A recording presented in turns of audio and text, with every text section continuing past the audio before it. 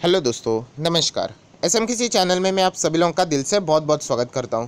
सो दोस्तों, आज इस वीडियो में यहाँ पे हम लोग बात करने वाले अगेन जो एक ट्रायंगुलर हम लोगों को सेट होते हुए देखने को मिला है। कौन सा ट्रायंगुलर? अमेजॉन, उसी के साथ साथ रिलायंस रिटेल एंड उसी के साथ साथ फ्यूचर ग्रुप से जुड़ी हुई उनकी तमाम कंपनियां। सो दोस्तों, इसी से रिलेटेड बहुत सारे न्यूज़ हम लोगों ने सुना होगा। उसी के साथ साथ हम लोगों ने बहुत सारे अपडेट्स भी देख लिए होंगे। तो और एक नया अपडेट हम लोग को यहाँ पे देखने को मिल रहा है। सो इस वक्त का जो अपडेट है वो हम लोग को एक्सचेंज के द्वारा यहाँ पे देखने को मिल रहा है। एक्सचेंज मतलब नेशनल स्टॉक एक्सचेंज के द्वारा हम लोग को देखने को मिल रहा है। एंड नेशनल स्टॉक एक्सचेंज ने यहाँ पे वार्निंग दी है। किसको? यहाँ पे फ्यूचर रिटेल को यहाँ पे वार्निंग दी है। सो इसी के बारे में हम लोग को यहाँ पे सारी चीज़ें समझने की, किससे रिलेटेड वार्निंग है, उसके ऊपर होने वाला जो इम्पैक्ट रहेगा वो क्या मटेरियल रहेगा या फिर एक नॉर्मल सी वार्निंग ही है। तो सारी A to Z बातों को यहाँ पे समझने की कोशिश हम लोग करने वाले हैं। तो चलिए दोस्तों, फटाफट इस वीडियो को स्टार्ट करते हैं। बट उससे पहले जरूर कहना चाहूँगा, किसी ने फर्स्ट टाइम विजिट किया है इस चैनल को तो जरूर सब्सक्राइब करके रख लेना, साथ में बेल आइकन को हिट करके रख लेना। तो ऐसी इंटरेस्टिंग वीडियो देखने के लिए मिल जाएंगे। अगर आप चाहो तो फ्री स्टॉक मार्केट क्लासेस इस चैनल को भी सब्सक्राइब कर सकते हो। लिंक ऊपर आई बटन पे या नीचे डिस्क्रिप्शन बॉक्स में, दोनों जगह पे आप लोगों को मिल जाएगी। सो दोस्तों, सबसे पहले हम लोग यहाँ पे डायरेक्टली आ चुके हैं न्यूज़ के ऊपर। न्यूज़ को हम लोग यहाँ पे ब्रीफली समझने की कोशिश करेंगे। तो यहाँ पे अगर हम लोग बात करें तो आप लोग देख सकते हैं जो फ्यूचर रिटेल है उसको यहाँ पे वार्निंग मिल चुकी है एंड वो है नेशनल स्टॉक एक्सचेंज के द्वारा। सो ये वार्निंग किससे रिलेटेड है एंड ये चीज़ें किसने बताई है? तो दोस्तों आप लोग देख सकते हैं ये सारी चीज़ें रिव्यू की गई है राउटर्स के द्वारा। आप सभी लोग पता है राउटर्स बहुत ही ज़बरदस्त यहाँ पे ऐसे इन्फॉर्मेशन हम लोग को यहाँ पे बताते रहता है। तो उन्होंने ये सारी चीज़ें यहाँ पे खोज के निकाली है कि यहाँ पे ज़बरदस्त बड़ी वार्निंग फ्यूचर रिटेल को मिल चुकी है नेशनल स्टॉक एक्सचेंज के द्वारा। एंड ये वार्निंग किससे रिलेटेड है कि यहाँ पे वो प्रॉपरली डिस्क्लोजर्स रहते हैं वो यहाँ पे नहीं कर रहे हैं। किससे रिलेटेड डिस्क्लोजर? तो यहाँ पे वो जो फिलहाल की जो डिस्प्यूट्स यहाँ पे चल रहे हैं अमेजॉन, रिलायंस रिटेल, राइट, ये जो हम लोगों को ट्रायंगुलर्स यहाँ पे देखने को बनते हुए देखने को मिल रहे हैं, जो भी चीज़ें यहाँ पे होती है उसका जो प्रॉपरली जो बोलते हैं ना नोटिफिकेशन रहता है, डिस्क्लोजर रहता है, वो सारा का सारा एक्सचेंज की ओर जाना चाहिए। एंड ये काम किसका होता है? ये हर एक उस कंपनी का काम होता है। वो डिस्क्लोजर्स यहाँ पे उन्होंने करने चाहिए। आप लोगों ने देखा होगा, यहाँ पे मैं आप लोगों को कुछ चीज़ें दिखाना चाहूँगा, इंपॉर्टेंट चीज़ें आपके लिए। ये देखिए, आप लोग यहाँ पे देख सकते हो, मैंने यहाँ पे by default Bombay stock exchange रखा है। अगर आप इसके ऊपर भी अगर आप जाते हो बॉम्बे स्टॉक एक्सचेंज के ऊपर एंड अगर आप लोग किसी भी कंपनी का यहाँ पे नाम लिखते हो, फॉर एग्जांपल यहाँ पे मैं लिख लेता हूँ कोई भी नाम, अगर चलो रिलायंस का ही नाम यहाँ पे मैं लिख लेता हूँ आप लोगों को सिर्फ एग्जांपल दिखाने के लिए। एंड इंडस्ट्री यहाँ पे जैसे मैंने यहाँ पे क्लिक कर लिया, ये बॉम्बे स्टॉक एक्सचेंज है, नेशनल स्टॉक एक्सचेंज, आप दोनों एक्सचेंज के ऊपर यहाँ पे देख सकते हो। ये देखिए नीचे अगर हम लोग जैसे ही यहाँ पे स्क्रॉल डाउन करते हैं तो आप लोगों को यहाँ पे बहुत सारी कुछ चीज़ें यहाँ पे देखने को मिलेगी। ये देखिए अनाउंसमेंट, ये सारी चीज़ें आप लोगों को यहाँ पे देखने को मिल रही है। अनाउंसमेंट से रिलेटेड यहाँ पे बहुत सारे डिस्क्लोजर्स रहते हैं। ये देखिए डिस्क्लोजर अंडर दिस। उसी के साथ साथ अगर आप लोग और भी कुछ चीज़ें यहाँ पे देखेंगे, और भी कुछ यहाँ पे डिस्क्लोजर्स उनको करने पड़ते हैं। सो ये जो सारी रिस्पॉन्सिबिलिटी होती है वो किसकी होती है? वो हर एक कंपनी की होती है कि उन्होंने जाके एक्सचेंजेस को यहाँ पे वो डिस्क्लोजर्स देने होते हैं। सो इसी से रिलेटेड हम लोग को यहाँ पे फटकार लगाती हुई देखने को मिल रही है। एंड वो ये फटकार किसने लगाई है? नेशनल स्टॉक एक्सचेंज ने फ्यूचर रिटेल को ये फटकार लगा रही है। अगर हम लोग बात करें रिलायंस की, अगर हम लोग बात करें तो उसके ऊपर फिलहाल तो हम लोग को कोई भी इम्पैक्ट देखने को नहीं मिल रहा है। सो ये फटकार किससे रिलेटेड है, उसका इम्पैक्ट क्या रहेगा, वो भी हम लोग यहाँ पे डिटेल में देखने वाले हैं। सो दोस्तों, अगर हम लोग नेक्स्ट पैराग्राफ यहाँ पे देखें तो कोई ज़्यादा इंपॉर्टेंट नहीं है। ये सारी चीज़ें यही बताई है कि वो जो डील कैसे थी यहाँ पे, उसी का पूरा यहाँ पे बातें बताई गई है। हम लोग नेक्स्ट स्लाइड के ऊपर आ जाते हैं। सो दोस्तों, नेक्स्ट स्लाइड में आप लोग यहाँ पे देख सकते हैं अमेजॉन ने इसके पहले भी यहाँ पे इसी तरीके से कंप्लेंट यहाँ पे एक्सचेंजेस को फाइल की गई थी, जहाँ पे एक्यूज़ किया गया था फ्यूचर ग्रुप को कि वो मिसलीडिंग यहाँ पे अलग अलग स्टेटमेंट करते हैं, डिस्क्लोजर्स भी यहाँ पे वो बता देते हैं, जिससे रिलेटेड उनको बहुत बार यहाँ पे दिक्कतें हो चुकी है।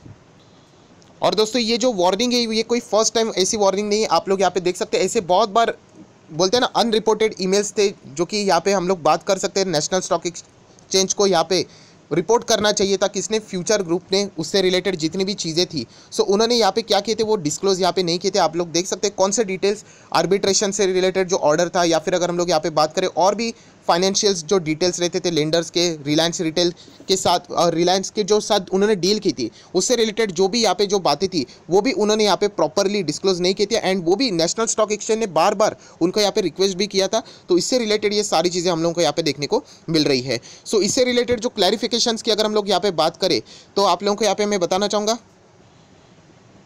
नेशनल स्टॉक एक्सचेंज ने 27 अक्टूबर को एक बहुत ही इंपॉर्टेंट सवाल यहाँ पे पूछा था। आप देख सकते हैं NSE ask Future why it had not disclose the commencement of the arbitration proceeding and not share the impact of the order. So ये सारी चीज़ें हर एक कंपनी की होती है। अगर आप लोग देखते हो तो अमेजॉन भी जितनी भी चीज़ें रहती है, उसी के साथ साथ रिलायंस अगर हम लोग देखेंगे, रिलायंस के साथ जो भी डील्स होते हैं आप लोगों ने देखा होगा वो एक्सचेंज को रिपोर्ट करते हैं। बट यहाँ पे फ्यूचर ने कोई भी चीज़ें वो एक्सचेंज के साथ यहाँ पे शेयर नहीं की, डिस्क्लोज नहीं की, जो कि उनकी रिस्पॉन्सिबिलिटी। एंड आप देख सकते हैं फ्यूचर रिटेल ने इससे रिलेटेड जो रिस्पॉन्स में बताया कि उन्होंने ये कह दिया कि जो डिस्क्लोजर थे हम लोगों को ऐसा लगा कि इतना इंपॉर्टेंट नहीं थे, इसलिए हम लोगों ने यहाँ पे वो रिपोर्ट नहीं किए हैं।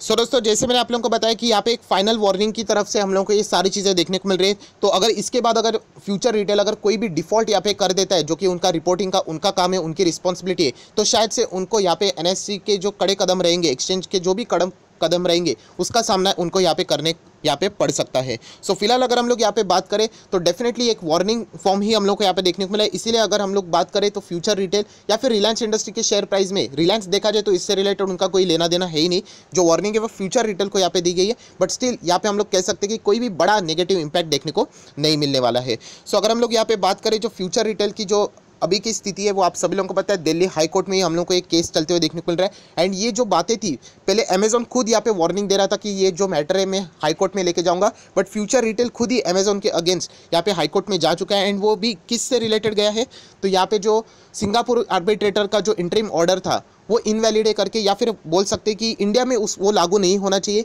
एंड ये डील को रुकावट नहीं लानी चाहिए। इससे रिलेटेड ये सारी बातें हम लोग को यहाँ पे चलती हुई देखने को मिल रही हैं। सो आप सभी लोगों को पता है, एक बार मैटर कोर्ट में चला जाए तो उसके लिए बहुत ज़्यादा वक्त देना पड़ता है। एंड अगर हम लोग बात करें तो फ्यूचर रिटेल के पास एक बहुत ही बड़ी, अगर हम लोग बात करें, हथियार अभी यहाँ पे आ चुका है, एंड वो है सीसीआई से रिलेटेड। आप सभी लोगों को पता है कंपटीशन कमीशन ऑफ इंडिया, इन्होंने ये सारी चीज़ों को यहाँ पे डिटेल में एनालिसिस किया है। एंड उन्होंने कहा है कि जो डील फ्यूचर रिटेल के एंड रिलायंस के हो चुके हैं उनमें उनको कोई भी गड़बड़ी नज़र नहीं आ रही है, एंड इसीलिए उन्होंने इसको हरी झंडी भी दिखा दी है। सो शायद से सीसीआई का ये जो हरी झंडी का हम लोग बोल सकते हैं ग्रीन सिग्नल यहाँ पे जो दिखाया गया है, वो डेफिनेटली यहाँ पे फ्यूचर रिटेल का जो हाई कोर्ट में ये जो बातें रहेगी वो ज़रूर इसको पेश करेंगे। एंड एक ज़बरदस्त यहाँ पे एविडेंस उनको यहाँ पे देखते हुए हम लोगों को देखने को भी मिल सकता है। उसी के साथ साथ दोस्तों अगर देखा जाए तो डील से रिलेटेड तो ऑलरेडी अमेजॉन पीछे लगा हुआ है ये, बट उसके साथ साथ अमेजॉन ने और 2 जगह भी कंप्लेंट की थी, हम लोग ऐसा बोल सकते हैं। उन्होंने सेपरेटली भी पूछा गया था रेगुलेटर को, मतलब किसको, सेबी की। अगर हम लोग यहाँ पे बात करें कि इनसाइडर ट्रेडिंग का भी मामला यहाँ पे हम लोग को देखने को मिल रहा है कि यहाँ पे प्राइस सेंसिटिव इन्फॉर्मेशन यहाँ पे डिस्क्लोज की गई थी, शेयर की गई थी, जो कि एक गलत बात है। एंड उसी के साथ साथ अगर आप लोग यहाँ पे देखोगे तो एनएससी ने भी यहाँ पे फ्यूचर रिटेल, आप देख सकते हैं एनएससी ने ईमेल्स एटलीस्ट ट्वाइस यहाँ पे पूछा गया था फ्यूचर रिटेल को कि यहाँ पे प्रोवाइड कीजिए कॉपी कौन सी आर्बिट्रेशन ऑर्डर की, डिस्क्लोज कीजिए। एंड उसी के साथ साथ उन्होंने ये भी पूछा था why it should not disclose a material price sensitive information. So ये दोनों चीज़ें यहाँ पे पूछी गई थी, बट यहाँ पे कोई भी चीज़ों का रिप्लाई यहाँ पे नहीं आया। एंड इसी के चलते यहाँ पे हम लोग को फाइनल यहाँ पे नेशनल स्टॉक एक्सचेंज ने यहाँ पे वार्निंग लेटर हम लोग को जारी करते हुए देखने को मिल रहा है। किसके अगेंस्ट, सो यहाँ पे फ्यूचर रिटेल्स के अगेंस्ट। सो अभी आप लोग ये पूछोगे कि ये वार्निंग के बाद यहाँ पे क्या हुआ है। सो हम लोग ज़रूर कह सकते हैं यहाँ पे जो सबसे पहले यहाँ पे डिमांड की गई थी, तब उन्होंने कह दिया था कि ये कॉन्फिडेंशियल है, इन नेचर हम लोग शेयर नहीं कर सकते।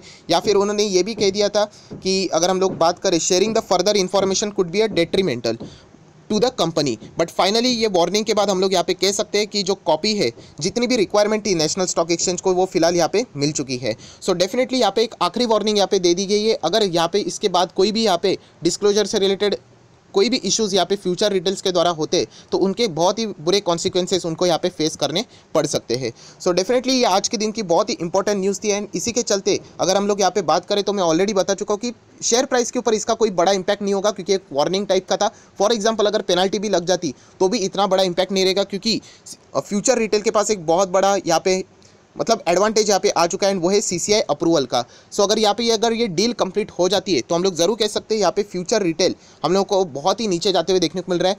वो यहाँ पे हम लोग को कुछ हद तक बाउंस करते हुए यहाँ पे देखने को भी मिल सकता है। आज के दिन की बात करें फ्यूचर रिटेल की, तो आप लोग देख सकते हैं 94% तक डिलीवरीज देखने को मिली। ये 94% मतलब अपर सर्किट में यहाँ पे चल रहे, जिन्होंने सुबह सुबह यहाँ पे ऑर्डर्स लगाए होंगे, एएमओ लगाए होंगे, तो उनको यहाँ पे मिला होगा। अगर हम लोग बात करें रिलायंस इंडस्ट्री की, तो 24% के आसपास के डिलीवरीज हम लोग को देखने को मिल रही है। शेयर प्राइस की बात करें तो आप लोग यहाँ पे पैटर्न देख सकते हैं, कोई ज़्यादा मेजर यहाँ पे डैमेज देखने को नहीं मिलेगा रिलायंस इंडस्ट्री में, क्योंकि इस न्यूज़ का रिलायंस से ज़्यादा कोई ताल्लुक हम लोग को देखने को नहीं मिल रहा है। एंड फ्यूचर रिटेल भी आप लोग देख सकते हैं हम लोग को फिलहाल अभी भी अपर सर्किट में ही देखने को मिल रहा है। सो वापस कहना चाहूँगा दोस्तों, ये अपर सर्किट को चेस करने मत जाना, क्योंकि ये स्टॉक तभी आप लोगों को मिलेगा जब ये अपर सर्किट ब्रेक होकर लोअर सर्किट में तब्दील हो जाएगा। सो ऐसे स्टॉक के पीछे नहीं भागना, मैं इससे पहले भी आप लोगों को बोल चुका हूँ। बट रिटेल इन्वेस्टर हमेशा इमोशंस के बहाव में आके सस्ते दाम देख के ऐसे स्टॉक के पीछे भागते रहते हैं।